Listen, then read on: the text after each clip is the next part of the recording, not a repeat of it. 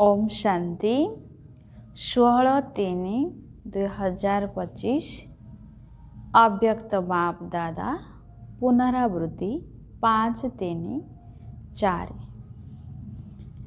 Heading line रे बाबा कहते दुर्बल संस्कार गुड़ी को दाह संस्कार करी प्रकृत होली पालन कर तेबे जाई संसार परिवर्तन हेब। दुर्बल संस्कार गुड़ी को दाह संस्कार करी प्रकृत होली पालन कर तेबे जाई संसार परिवर्तन हेब। आज बाप दादा निजर चारिआडर राजकुमार पिलामानकु देखुछंती। एही भली परमात्मा स्नेह तुम भली कोटिक भितरे केही केही श्रेष्ठ आत्मा मानकु ही प्राप्त हेउछि। आज बाप दादा प्रत्येक संतानर तीनोटी राज सिंहासन को देखुछंती।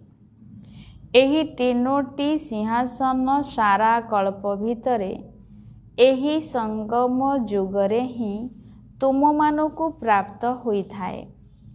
कौन एही तीनोटी जाक सिंहासन तुम मानकु देखा जाउछि तो गोटिए हेला एई भ्रुकुटी रूपी सिंहासन जहा उपरे बसी आत्मा चमकुछि। द्वितीयटी हेला परमात्मांकर हृदय सिंहासन। समस्ते हृदय सिंहासन अधिकारी अटना। एई तृतीयटी हेला भविष्यतर विश्व राज्य सिंहासन। किंतु भगवानकर हृदय सिंहासन अधिकारी हेबा द्वारा ही तुमे माने सबुठारु भाग्यवान होई जाइछ। एही भली परमात्मांकर हृदय सिंहासन तुमे भाग्यवान पिलामानकु ही प्राप्त हेउछि। भविष्यतरे विश्वर राज्य सिंहासन तो निश्चिंत मिलिब, किंतु तार अधिकारी किए हेबो? जे एही समय स्वराज्य अधिकारी होइथिबो। जदि स्वराज्य नाही तेबे विश्व राज्य मध्य नाही। काहेकि ना एही समयर स्वराज्य द्वारा ही भविष्यतर विश्व राज्य प्राप्त होइथाए। तेबे विश्व उपरे राज्य करिवार सबु प्रकारर संस्कार एही समय रे ही धारण करुछ। तेणु समस्ते निजकु सदा स्वराज्य अधिकारी अनुभव करुछ तो भविष्यत राज्यर जेउ भली गायन रहिछि ताकू तो जानिछ ना। एक धर्म एक राज्य आईन श्रृंखला संपन्न तथा सुख शांति एवं संपत्ति रे भरपूर राज्य मने पड़ुछि तो केते थर एही भली स्वराज्य एवं विश्व उपरे राज्य करिछ? कौन मने पड़ुछि? केते थर राज्य करिछ? स्पष्ट मने पड़ुछि तो ना मने पकाइले जाई मने पड़ुछि? गत काली राज्य करिथिल पुणी आसंता काली मध्य राज्य करिवो।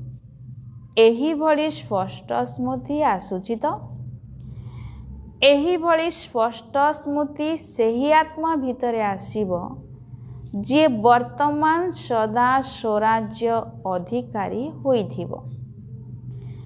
तेणु तुमे माने स्वराज्य अधिकारी अटत।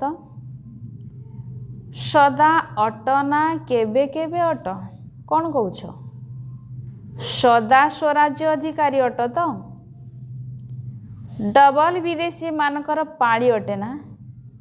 कौन सदा स्वराज्य अधिकारी अटत? पांडव माने सदा अटत। सदा शब्द ही पचारा जाउछि। काहेकि जानिछ? जदि एही गोटिए जन्मरे छोटिया जन्म तो अटे ना।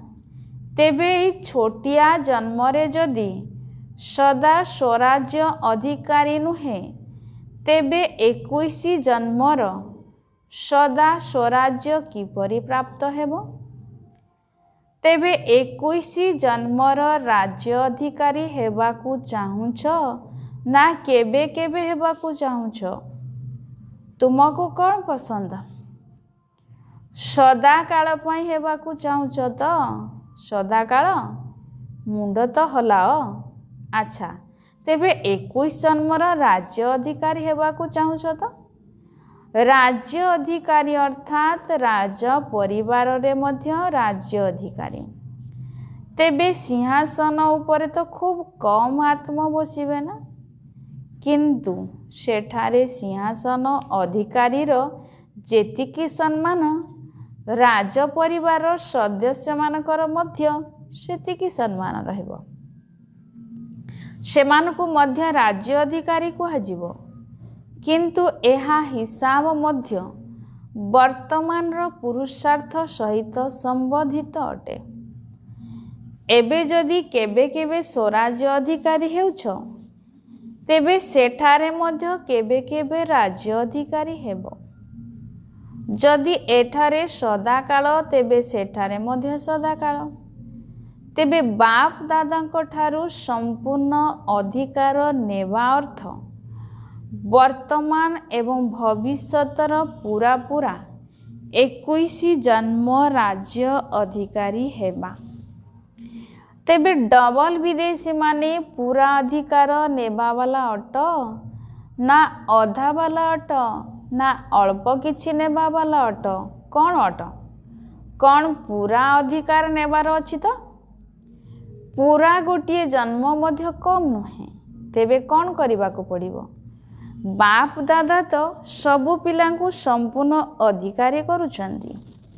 ହୋଇଛ ନା ପକ୍କା? ନା ହେବୁ କି ନ ହେବୁ ଜଣା ନାହିଁ। କେବେ କେବେ ପ୍ରଶ୍ନ ଉଠୁଛି କି? କିଏ ଜାଣେ ହେବୁ କି ନ ହେବୁ? ହେବାକୁ ହିଁ ପଡ଼ିବ। ପକ୍କା ତ?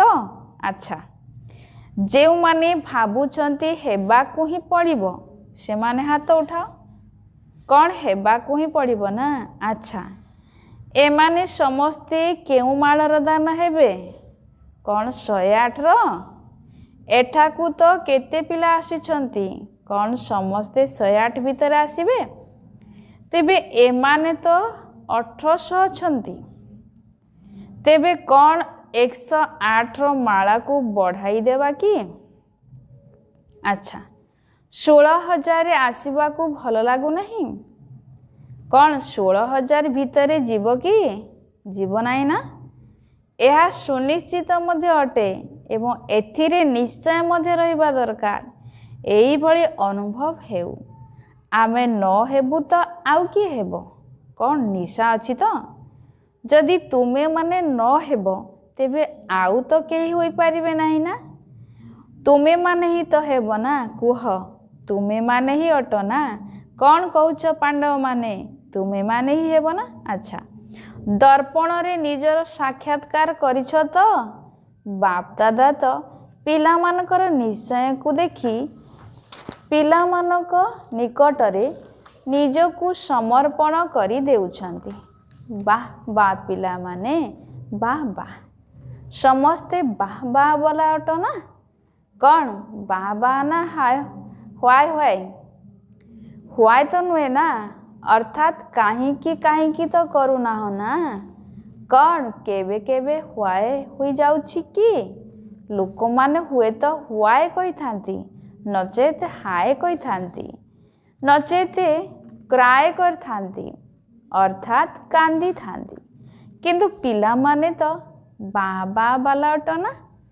ବାପ ଦାଦା ଡବଲ ବିଦେଶୀମାନଙ୍କ ଉପରେ ବିଶେଷ ଗର୍ବ କରୁଛନ୍ତି। କାହିଁକି ଜାଣିଛ? ଭାରତବାସୀ ପିଲାମାନେ ତ ବାବାଙ୍କୁ ଭାରତକୁ ଡାକି ଆଣିଛନ୍ତି।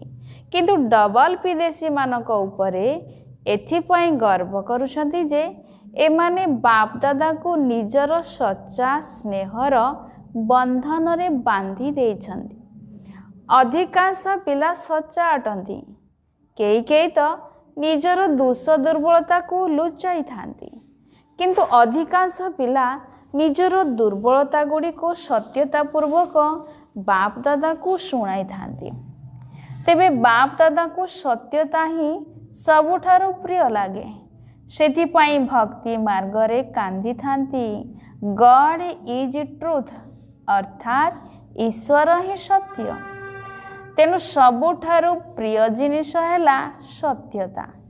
କାହିଁକି ନା ଯାହା ଭିତରେ ସତ୍ୟତା ରହିଛି ତା ଭିତରେ ସ୍ୱଚ୍ଛତା ମଧ୍ୟ ଅଛି। ସତ୍ୟତା ଏବଂ ସ୍ୱଚ୍ଛତା ଉଭୟ ରହୁଥିବା କାରଣରୁ ଡବଲ ବିଦେଶୀ ମାନଙ୍କର ସଚ୍ଚା ସ୍ନେହର ରଶି ବାପ ଦାଦାଙ୍କୁ ଆକର୍ଷିତ କରୁଛି। ଏମିତି ଅଳ୍ପ କେହି ଅଛନ୍ତି ଯେଉଁମାନଙ୍କର ଟିକିଏ ମିଶାମିଶି ରହୁଛି। ତେଣୁ ଡବଲ ବିଦେଶୀ ମାନଙ୍କୁ ନିଜର ଏହି ସତ୍ୟତାର ବିଶେଷତାକୁ କେବେ ବି ଛାଡ଼ିବାର ନାହିଁ। କାରଣ ସତ୍ୟତାର ଶକ୍ତି ଲିଫ୍ଟ ଭଳି କାମ କରିଥାଏ। ତେବେ ସମସ୍ତଙ୍କୁ ସତ୍ୟତା ଭଲ ଲାଗିଥାଏ ନା? କ'ଣ ପାଣ୍ଡବମାନଙ୍କୁ ଭଲ ଲାଗୁଛି? ଏମିତି ତ ମଧୁବନ ବାଲାକୁ ମଧ୍ୟ ଭଲ ଲାଗୁଛି। ମଧୁବନର ସବୁ ସ୍ଥାନର ପିଲାମାନେ ହାତ ଉଠାଅ। ଦାଦି କହୁଛି ନା, ଏମାନେ ଭୁଜା ଅଟନ୍ତି। ତେଣୁ ମଧୁବନର ଶାନ୍ତିବନର ସମସ୍ତେ ହାତ ଉଠାଅ, ବଡ଼ ହାତ ଉଠାଅ। କ'ଣ ମଧୁବନ ବାଲାକୁ ସତ୍ୟତା ଭଲ ଲାଗୁଛି ତ? ଯାହା ଭିତରେ ସତ୍ୟତା ଥିବ ତାଙ୍କୁ ବାବାକୁ ମନେ ପକାଇବା ବହୁତ ସହଜ ଲାଗିବ। କାହିଁକି ଜାଣିଛ? ବାବା ମଧ୍ୟ ସତ୍ୟ ଅଟନ୍ତି ନା। ତେଣୁ ସତ୍ୟ ପିତାଙ୍କୁ ମନେ ପକାଇବା ସଚ୍ଚା ପିଲାମାନଙ୍କ ଦ୍ୱାରା ଶୀଘ୍ର ହୋଇଥାଏ। ସେମାନଙ୍କୁ ମେହନତ କରିବାକୁ ପଡ଼େ ନାହିଁ। ଯଦି ଏବେ ବି ଯୋଗ କରିବା ପାଇଁ ମେହନତର ଅନୁଭବ ହେଉଛି, ତେବେ କାହିଁ ଜାଣିନିଅ ଯେ କୌଣସି ନା କୌଣସି ସୂକ୍ଷ୍ମ ସଂକଳ୍ପ ମାତ୍ରରେ ହେଉ ବା ସ୍ୱପ୍ନ ମାତ୍ରରେ ହେଉ ସତ୍ୟତାରେ କମି ରହିଛି। ଯେଉଁଠାରେ ସତ୍ୟତା ଅଛି ସେଠାରେ ଯଦି କେବଳ ସଂକଳ୍ପ କରିବ ବାବା, ତେବେ ହଜୁର ହାଜିର ହୋଇଯିବେ। ସେଥିପାଇଁ ବାପ ଦାଦାଙ୍କୁ ସତ୍ୟତା ବହୁତ ପ୍ରିୟ ଅଟେ। ତେଣୁ ବାପ ଦାଦା ସବୁ ପିଲାଙ୍କୁ ଏହି ସଂକେତ ଦେଉଛନ୍ତି ଯେ ଯଦି 21 ଜନ୍ମ ପାଇଁ ପୁରା ସମ୍ପତ୍ତି ନେବାକୁ ଚାହୁଁଛ, ତେବେ ବର୍ତ୍ତମାନ ନିଜର ସ୍ୱରାଜ୍ୟକୁ ଚେକ୍ କର। ବର୍ତ୍ତମାନ ଯଦି ସ୍ୱରାଜ୍ୟ ଅଧିକାରୀ ହେବ, ଯେତିକି ଏବଂ ଯେପରି ହେବ ସେହି ଅନୁସାରେ ହିଁ ଭବିଷ୍ୟତର ଅଧିକାର ପ୍ରାପ୍ତ ହେବ। ତେଣୁ ଚେକ୍ କର। ଯେପରି ଗାୟନ ରହୁଛି ଏକ ରାଜ୍ୟ, କେବଳ ଗୋଟିଏ ହିଁ ରାଜ୍ୟ ଥିବ, ଦୁଇ ନୁହେଁ। ତେଣୁ ବର୍ତ୍ତମାନ ସ୍ୱରାଜ୍ୟର ସ୍ଥିତିରେ ସର୍ବଦା ଏକ ରାଜ୍ୟ ଅଛି ତ? ସ୍ୱରାଜ୍ୟ ଅଛି ନା କେବେ କେବେ ପରରାଜ୍ୟ ମଧ୍ୟ ହୋଇଯାଉଛି? ଯଦି କେବେ ମାୟାର ରାଜ୍ୟ ହୋଇଯାଉଛି, ତେବେ ତାକୁ ପରରାଜ୍ୟ କୁହାଯିବ ନା ସ୍ୱରାଜ୍ୟ କୁହାଯିବ? ତେଣୁ ସର୍ବଦା ଏକ ରାଜ୍ୟ ଅଟେ ତ? ପର ଅଧୀନ ହୋଇଯାଉ ନାହିଁ ତ? ନା କେବେ ମାୟାର କେବେ ସ୍ୱର? ଏଥିରୁ ଜାଣିନିଅ ଯେ ସମ୍ପୂର୍ଣ୍ଣ ସମ୍ପତ୍ତି ବର୍ତ୍ତମାନ ହିଁ ପ୍ରାପ୍ତ ହେଉଛି, ହୋଇସାରି ନାହିଁ, ଏବେ ହିଁ ହେଉଛି। ତେଣୁ ଚେକ୍ କର ଯେ ସର୍ବଦା ଏକ ରାଜ୍ୟ ଅଛି ତ? ଏକ ଧର୍ମ ମଧ୍ୟ ରହିବ। ଧର୍ମ ଅର୍ଥାତ୍ ଧାରଣା। ତେବେ ଏବେ ବିଶେଷ ଧାରଣା ମଧ୍ୟ କ'ଣ କରୁଛ? ପବିତ୍ରତାର ଧାରଣା। ତେଣୁ ଗୋଟିଏ ଧର୍ମର ଅର୍ଥ ହେଲା ସଂକଳ୍ପରେ ଏବଂ ସ୍ୱପ୍ନରେ ମଧ୍ୟ ପବିତ୍ରତା ଅଛି ତ? ସଂକଳ୍ପରେ ଏବଂ ସ୍ୱପ୍ନରେ ଯଦି ଅପବିତ୍ରତାର ଛାଇ ପଡ଼ିଛି, ତେବେ କ'ଣ କୁହାଯିବ? କ'ଣ ଗୋଟିଏ ଧର୍ମ କହିବା? ତେଣୁ ପବିତ୍ରତା ସମ୍ପୂର୍ଣ୍ଣ ଅଛି ତ? ତେବେ ଚେକ୍ କର। କାହିଁକି ଜାଣିଛ? କାହିଁକି ନା ସମୟ ତୀବ୍ର ଗତିରେ ଆଗକୁ ବଢ଼ି ଚାଲିଛି। ଏବେ ଯଦି ନିଜର ଗତି ଧୀର ହୋଇଥିବ, ତେବେ ସମୟ ଅନୁସାରେ ଲକ୍ଷ୍ୟ ସ୍ଥଳରେ ପହଞ୍ଚି ପାରିବ ତ? ସେଥିପାଇଁ ବାରମ୍ବାର ଚେକ୍ କର, ଏକ ରାଜ୍ୟ ଏକ ଧର୍ମ ଅଛି ତ? ଲ ଏବଂ ଅର୍ଡର ଅର୍ଥାତ୍ ଆଇନ ଶୃଙ୍ଖଳା ଠିକ୍ ଅଛି ତ? ନା ମାୟା ନିଜର ଅର୍ଡର ଚଲାଉଛି? ତେବେ ପରମାତ୍ମାଙ୍କର ପିଲାମାନେ ଶ୍ରୀମତର ଲ ଅର୍ଥାତ୍ ଆଇନ ଏବଂ ଅର୍ଡର ଅର୍ଥାତ୍ ଶୃଙ୍ଖଳା ଅନୁସାରେ ଚାଲିବା ବାଲା ଅଟନ୍ତି ନା? ମାୟାର ଲ ଏବଂ ଅର୍ଡ଼ର ଅନୁସାରେ ନୁହେଁ। ତେଣୁ ଚେକ୍ କର ଯେ ଭବିଷ୍ୟତର ସବୁ ସଂସ୍କାର ଏବେଠାରୁ ହିଁ ଦେଖାଯିବା ଦରକାର। କାହିଁକି ନା ସଂସ୍କାର ଗୁଡ଼ିକୁ ଏହିଠାରେ ହିଁ ଭରିବାକୁ ହେବ, ସେଠାରେ ନୁହେଁ। ଏହିଠାରେ ହିଁ ଭରିବାକୁ ହେବ। ସୁଖ ଅଛି ତ, ଶାନ୍ତି ଅଛି ତ, ସମ୍ପତ୍ତିବାନ ଅଟ ତ। ସୁଖ ମଧ୍ୟ କୌଣସି ସାଧନ ଗୁଡ଼ିକର ଆଧାର ଉପରେ ନିର୍ଭର ନୁହେଁ ତ। ଅତୀନ୍ଦ୍ରିୟ ସୁଖ ଅଛି ତ। ସାଧନ ଗୁଡ଼ିକର ସୁଖ ଇନ୍ଦ୍ରିୟ ଆଧାରରେ ଅନୁଭବ ହୋଇଥାଏ, କିନ୍ତୁ ଅତୀନ୍ଦ୍ରିୟ ସୁଖ ସାଧନ ଗୁଡ଼ିକର ଆଧାର ଉପରେ ମିଳିନଥାଏ। ତେଣୁ ଅଖଣ୍ଡ ଶାନ୍ତି ଅଛି ତ, ଖଣ୍ଡିତ ହେଉନାହିଁ ତ।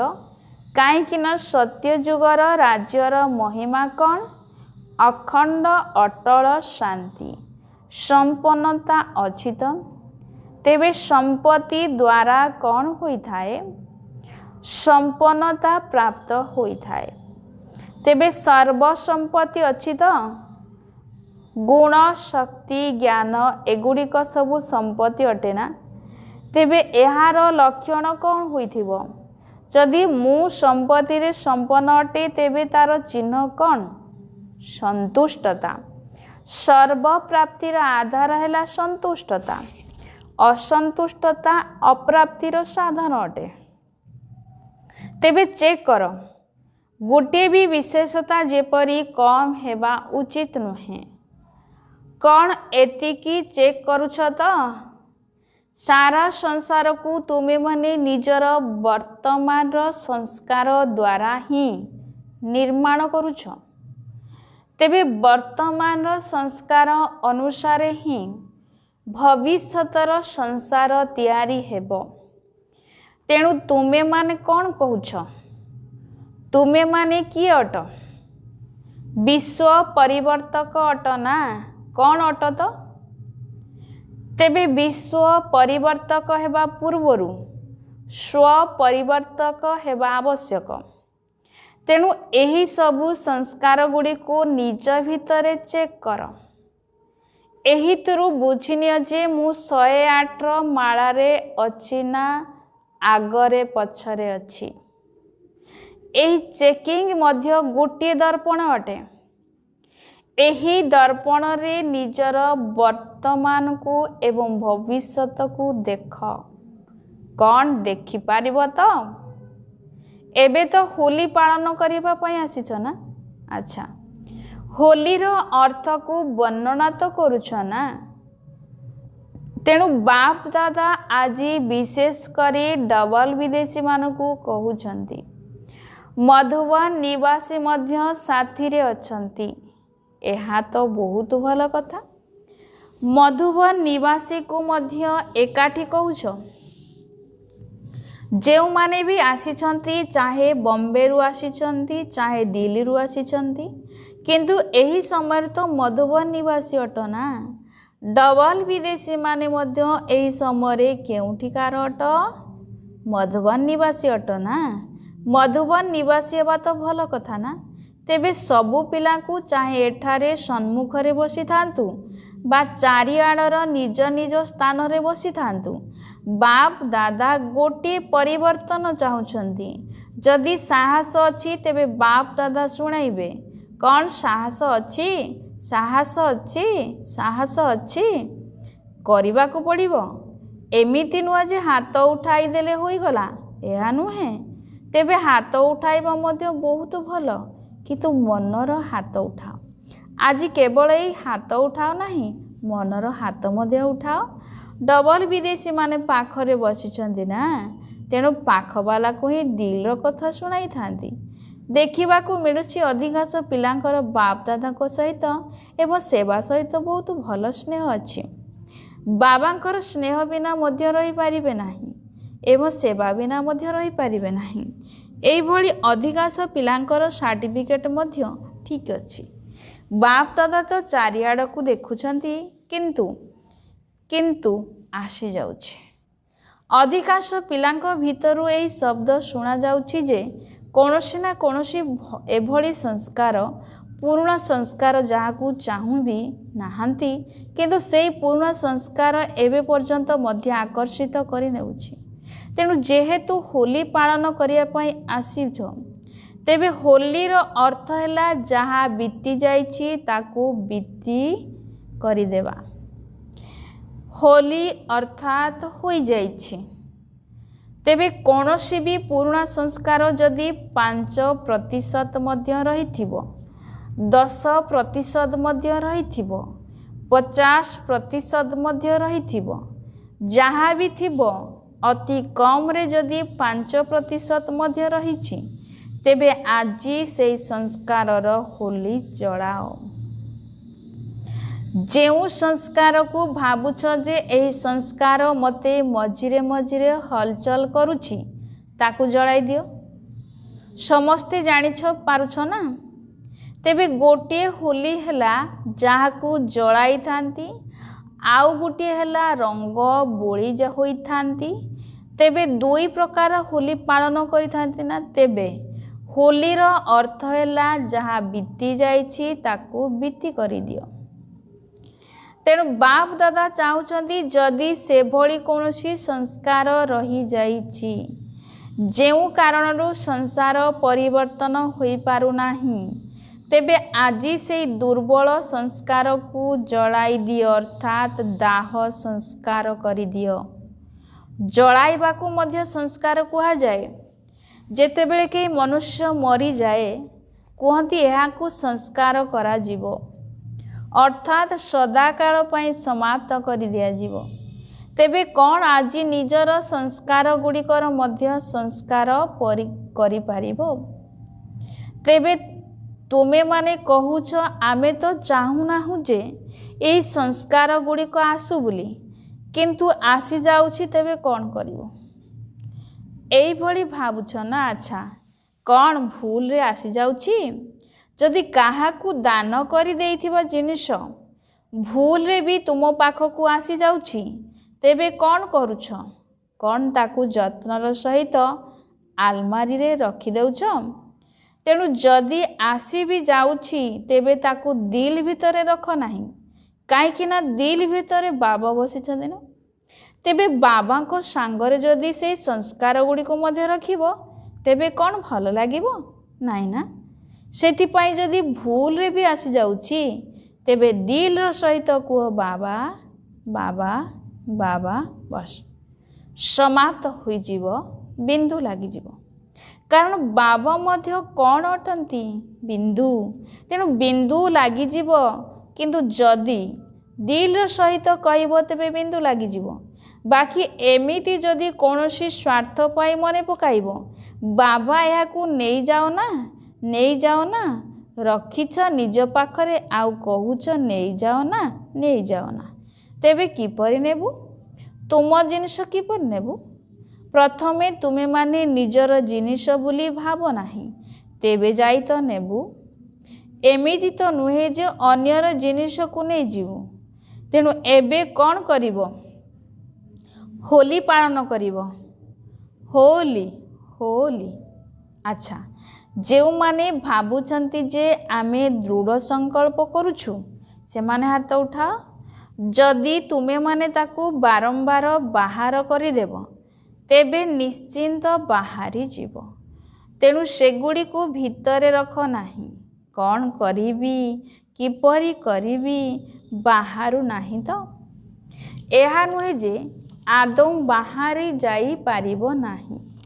तेबे दृढ़ संकल्प करिबो तो जेउ माने करिबो से माने मने मने हाथ उठाओ, बाहरे हाथ उठाओ नाही, मन भितरे उठाओ। के उठाऊ नांती, एमाने उठाऊ नांती। बहुत भल, अभिनंदन अभिनंदन। कथा कौन कि आडभांस पार्टी बाप दादा को बारंबार पचारुछंती आउ केते दिन, आउ केते दिन, आउ केते दिन। द्वितीय रे प्रकृति मध्य बाबा को निवेदन करुछि एबे परिवर्तन कर। ब्रह्मा बाबा मध्य कहउछंती केबे परम धाम रो फाटक खोलिबो, साथी रे जीवार अछि ना, रहिबार तो नाही ना। साथी रे जीव ना कौन साथी हुई गेट खोलिबा जदिओ बाबा जदिओ चाबी ब्रह्मा बाबा लगाइबे किंतु तुमे माने साथी रे तो थिबो ना। तेणु एबे एगुड़ी को परिवर्तन कर बास आउ केबे भी पुराना संस्कार गुड़ी को व्यवहार करिवार नाही।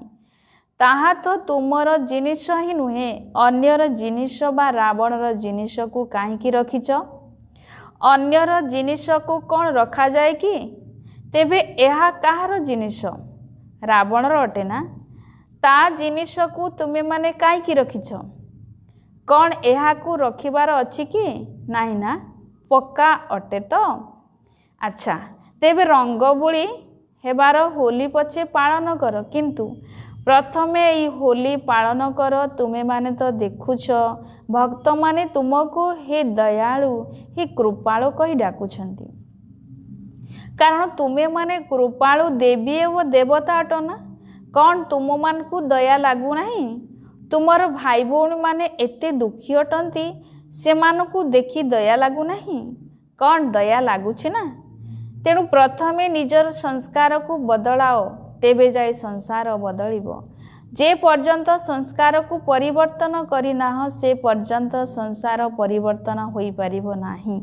तेणु एबे कौन करिबो आज गोटे खुशीर खबर शुणुछु जे समस्त को दृष्टि नेबार अछि बहुत भल कथा। बाप दादा तो पिला मानकर आज्ञाकार अटंती किंतु किंतु शब्द शुणी हसुचंती ठीक अछि हस। दृष्टि पाई गायन रही दृष्टि द्वारा सृष्टि बदली जाए। तेणु आजिर दृष्टि द्वारा सृष्टि परिवर्तन करने को हेबो कहीं संपन्नता हेउबा जहाँ भी सबु प्राप्ति गुड़िक आज पर्यंत हुई आसीछि तार बहुत समयर अभ्यास रहिबा दरकार। एमिति नुहे जे समय अनुसार आपे आपे होई जीवो ना। जदि बहुत समय राज्य भाग्य नेबार अछि तेबे बहुत समयर संपन्नता मध्य आवश्यक ठीक कथा ना। डबल विदेशी माने खुशी अछ तो अच्छा चारिआडर समस्त तीनोटी सिंहासनर अधिकारी विशेष आत्मा मानकु सदा स्वराज्य अधिकारी विशेष आत्मा मानकु सर्वदा दयालु हुई दुखी आत्मा मानकु सुख शांतिर आंचुड़ी देउथिबा महादानी आत्मा मानकु सर्वदा दृढ़ता एवं सफलतार अनुभव करुथिबा बाप समान आत्मा मानकु बाप दादांकर स्नेह संपन्न शुभेच्छा एवं नमस्ते। बच्चों की ओर से बाप दादा को याद प्यार गुड मॉर्निंग नमस्ते नमस्ते नमस्ते। आजिर वरदान अछि संकल्प एवं बाणीर विस्तार को सारांश रूप को आणुथिबा अंतर्मुखी भव। संकल्प एवं बाणीर विस्तार को सारांश रूप को आणुथिबा अंतर्मुखी भव। विस्तारे बाबा कहले व्यर्थ संकल्पर विस्तार को संकुचित करी तार सार स्वरूप स्थित हेबा तथा मुखर बाणीर व्यर्थ को संकुचित करी समर्थ अर्थात सारांश रूपरे शुणाइबा एहा ही हेउछि अंतर्मुखी। एही भली अंतर्मुखता पिलामाने ही निरावता बा शांतिर शक्ति द्वारा भटकुथिबा आत्मा मानकु प्रकृत लक्ष्य स्थलर रास्ता देखाई पारिबे। एही शांतिर शक्ति अनेक प्रकार आध्यात्मिक चमत्कारी देखाई थाए। शांतिर शक्ति द्वारा प्रत्येक आत्मार मनर कथा एते निकटरे शुणी हुए जेपरी केही सन्मुखरे शुणाउछि। स्लोगान बाबा कहले स्वभाव संस्कार संबंध संपर्क रे हालुका रहिबा अर्थात फरिश्ता हेबा। स्वभाव संस्कार संबंध संपर्क रे हालुका रहिबा अर्थात फरिश्ता हेबा। सूचना आज अंतर्राष्ट्रीय योग दिवस तृतीय रविवार अटे। संध्या 6:30 रु 7:30 पर्यंत समस्त भाई भौणी माने संगठित रूप से एकत्रित हुई योगर अभ्यास करने समय रे सर्व आत्मा प्रति शुभ भावना रखिबा सर्व आत्मा मानकर कल्याण हेउ सर्व आत्मा माने सत् मार्गरे चली परमात्मा संपत्तिर अधिकार प्राप्त करि नियंतु। मु बाबांको समान सर्व आत्मा मानकु मुक्ति जीवन मुक्तिर वरदान देला वाला आत्मा अटे। अव्यक्त इशारा सत्यता एवं सभ्यता रूपी कल्चर को अपना 16 पॉइंट अच्छी।